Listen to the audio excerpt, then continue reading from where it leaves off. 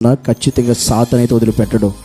ఎందుకంటే వాడు టార్గెట్ నువ్వు అనుకోకు, నీకంటే ముందు దేవునితో వాడు సవాల్ చేసి వచ్చాడు.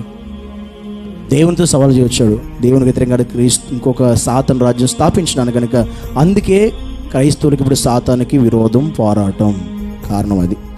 ఎందుకంటే మరి మిగతా వాళ్ళ జోలికి అక్కడ వెళ్ళడం, మన జోలికి ఎందుకు వస్తున్నాడో ఇది విషయం, కారణం అది.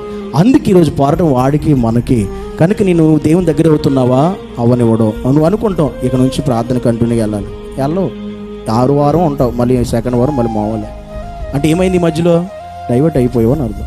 ఇక నుంచి ఈ రోజు నుంచి బాగా ప్రార్థన చేయాలి 1 గంట అనుకుంటావు, ఆ రోజే చేస్తాం, మళ్ళీ 2nd మళ్ళీ ఉండవు, మళ్ళీ ఏమైంది? డైవర్ట్ అయిపో. ఎందుకంటే దీన్ని బట్టి అతని సాతాను ఎప్పుడు కూడా పని చేస్తూనే ఉన్నాడు అని. అది కుటుంబంలో కూడా పనిచేస్తాడు, సంఘంలో కూడా పనిచేస్తాడు, బయట కూడా పనిచేస్తాడు. కనుక నువ్వు సాతాను అనుచరుడిగా దయచేసి ఎవరు మారొద్దు. ఆమేన్. సాతానికి అవకాశం దయచేసి ఆత్మీయ జీవితంలో ఎవ్వరూ ఇవ్వద్దు. ఇచ్చావా ఇక నిన్నెవడు బాగు చేయలేడు.